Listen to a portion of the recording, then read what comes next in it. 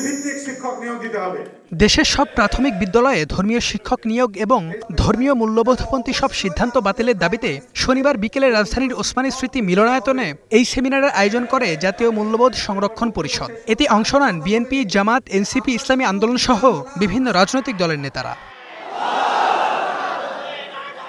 আলোচনায় প্রাথমিক বিদ্যালয়ে ধর্মীয় শিক্ষকের গুরুত্ব তুলে ধরেন বক্তারা। ইসলামী মূল্যবোধ সমুন্নত রাখার দাবিতে বৃহত্তর কর্মসূচির হুঁশিয়ারও দেন তারা। যেখানে মুসলমান সন্তানদের আল্লাহ শব্দের ধ্বনিতে বাংলাদেশে আজকে সূর্য ওঠে, সূর্য ডুবে, সেই দেশের মধ্যে আজকে নাচ গানের শিক্ষক শিক্ষাকে নিয়োগ দেবে, এই স্পর্ধা কেন বাংলাদেশের ভিতরে হলো, এটা অন্তর্বর্তী সরকারের কাছে জানতে চাই।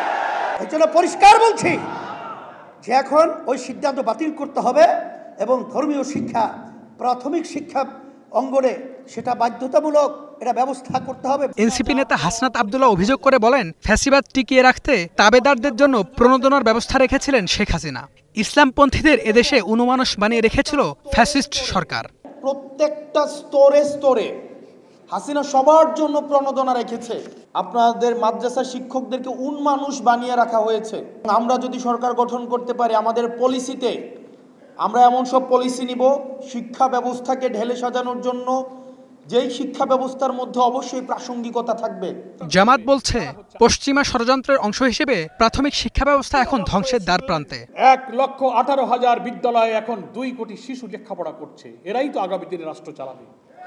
এর মাথায় যদি যৌনতা ঢুকিয়ে দেন, সমকামিতা ঢুকিয়ে দেন, অশ্লীলতা ঢুকিয়ে দেন, আমার জাতীয় সভ্যতা, সংস্কৃতি, জাতিসত্তা, মূল্যবোধ বিরোধী চেতনা এখনই যদি ঢুকিয়ে দেন, তো এই সভ্যতা একদিন ধপাস করে পড়ে চুরমার হয়ে যাবে এই সভ্যতা। এ সময় বিএনপির স্থায়ী কমিটির সদস্য সালাউদ্দিন আহমেদ বলেন, সরকার গঠনের সুযোগ পেলে প্রাথমিকে ধর্মীয় শিক্ষকের পদ সৃষ্টি করবে তার দল। নীতিগত কথা হচ্ছে যে এই জাতি ধর্মীয় এবং নৈতিক মূল্যবোধের উপরে দাঁড়িয়ে থাকে, সেই জাতি কখনো পরাধীন থাকে না। আমাদেরকে সরকার পরিচালনার বা রাষ্ট্র পরিচালনার দায়িত্ব আল্লাহ রাব্বুল আলামিন দেয়, জনগণ দায়িত্ব দেয়।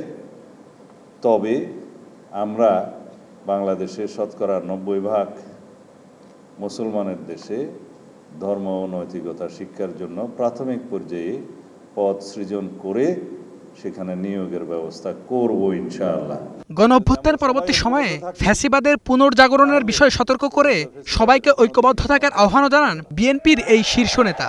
যদি আমরা ফ্যাসিবাদ বিরোধী জাতীয় ঐক্যকে সমুন্নত রাখি, ইনশাআল্লাহ বাংলাদেশে ফ্যাসিবাদের কোনোদিন উৎপত্তি এবং উৎপাত দুটোটাই হবে না। HM Imran, star news, Dhaka.